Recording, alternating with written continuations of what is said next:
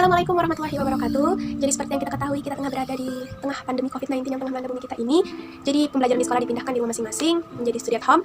Ya, kita berdoa saja semoga pandemi ini cepat berakhir dan kita bisa melaksanakan pembelajaran di sekolah bersama teman-teman tentunya.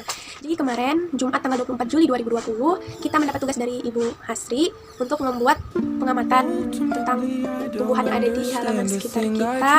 Sebelum masuk ke soal, di sini yang perlu kalian ketahui bahwa tanaman yang ada di halaman atau di lingkungan sekitar saya itu kebanyakan bukan tanaman berbuah ataupun pohon. Tidak seperti itu. Mereka kebanyakan tanaman-tanaman hias seperti bunga mawar, bunga kamboja, pokoknya tanaman-tanaman hias. Jadi langsung saja ke soal pertama. Jawabannya ya tentu saja, karena bisa kita lihat di sini tumbuhannya itu sudah tinggi dan agak batangnya itu sudah besar gitu. Dan sudah beberapa kali berbunga, siap gugur dan berbunga lagi gitu. Jadi bisa dikategorikan bahwa tanaman ini sudah berkembang menjadi tumbuhan dewasa, walaupun perkembangannya itu kurang karena memang ada beberapa faktor yang mempengaruhi cepatnya tanaman itu bisa berkembang. Dan apakah perkembangan itu baik, kan itu ada faktor-faktornya sendiri dan nanti akan saya jelaskan apa saja. Nah, pertumbuhan dan perkembangan itu berbeda, dan bagaimana cara kita membedakan keduanya itu, kita bisa langsung mengenal pengertian pertumbuhan dan perkembangan itu sendiri. Pertumbuhan adalah proses bertambahnya jumlah atau ukuran atau volume sel suatu makhluk hidup. Di sini berarti bisa kita pahami bahwa pertumbuhan itu sifatnya bisa diukur. Contohnya kita punya tanaman kita tiap harinya bertambah tinggi. Nah, itu kan berarti tanaman kita bertumbuh tiap harinya. Kenapa dikatakan bertumbuh? Karena dia mengalami penambahan sel sehingga membuat tanaman kita itu menjadi lebih tinggi. Nah, perkembangan adalah proses makhluk hidup menuju kedewasaan atau pematangan fungsi organ sehingga terbentuknya jaringan. Contohnya itu ketika kita mendapati tanaman kita sudah berbunga atau berbuah, itu berarti tanaman kita mengalami kedewasaan atau perkembangan sehingga dia membentuk jaringan yang baru gitu. Nah, seperti itu cara kita membedakan antara pertumbuhan dan perkembangan dari persepsi saya sendiri sih gitu. Masuk ke pertanyaan kedua. Tanaman yang saya amati saya kurang tahu persis karena saya tidak mengamati secara detail seperti apa prosesnya, dan saya juga kurang minat dalam bidang perkebunan sendiri.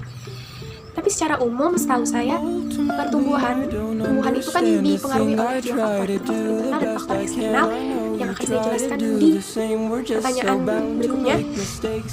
Untuk proses yang dialami tumbuhan itu sendiri awalnya kan dari biji yang kita tanam, terus dikasih air sehingga terjadi proses imbibisi, dan nanti aleuron biji akan pecah sehingga menyebabkan giberellin itu berkembang dan akar tumbuhan akan muncul. Setelah akar tumbuhan muncul maka akan tumbuh tunas atau calon daun.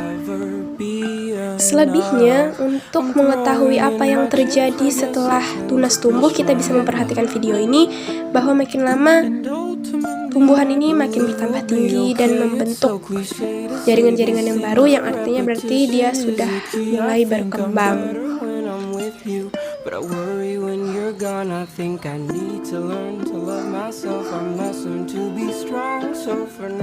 Nah, untuk memperkokoh, tumbuhan memperbanyak akarnya, atau artinya memperkokoh melalui akar tumbuhan tanaman tersebut. Bahan itu sendiri dibagi menjadi dua, yaitu pertumbuhan primer dan pertumbuhan sekunder. Pertumbuhan primer itu pertambahan panjang, dan pertumbuhan sekunder itu ketika tumbuhan melebar. Oke? Dan kita masuk di pertanyaan terakhir atau pertanyaan ketiga. Seperti yang saya bilang pada video sebelumnya, bahwa pertumbuhan dan perkembangan ini dipengaruhi oleh dua faktor, yaitu faktor eksternal dan faktor internal. Dua faktor ini memiliki peran masing-masing dalam pertumbuhan dan perkembangan. Yang pertama, faktor internal. Faktor internal sendiri dibagi dua, yaitu gen dan hormon. Gen merupakan substansi pembawa sifat yang diturunkan dari induk ke generasi selanjutnya. Gen mempengaruhi ciri dan sifat makhluk hidup, di mana pada tanaman mempengaruhi bentuk tubuh, warna bunga, dan rasa buah. Gen juga menentukan kemampuan metabolisme sehingga sangat mempengaruhi pertumbuhan dan perkembangan tanaman tersebut. Faktor gen sangat penting, namun gen bukan satu-satunya faktor yang mempengaruhi pertumbuhan dan perkembangan tanaman. Di samping itu ada faktor lingkungan yang ikut berpengaruh. Misalnya, pada tanaman yang memiliki sifat tumbuh hanya dapat tumbuh dengan cepat di lahan yang subur dan kondisinya sesuai gitu. Bila ditanam di lahan yang tandus dan kondisinya tidak sesuai, maka pertumbuhan dan perkembangan ini tidak akan optimal. Oke, sekian video kali ini. Karena saya sudah menjawab 3 pertanyaan yang diberikan sesuai dengan pengalaman saya untuk kesalahan-kesalahan yang ada di video ini. Saya mohon maaf atas sebesar-besarnya. Untuk kita berdoa semoga pandemi cepat berakhir dan kita bisa kembali melakukan aktivitas di luar rumah dan kembali bersekolah tentunya. Sekian dan terima kasih. Assalamualaikum warahmatullahi wabarakatuh.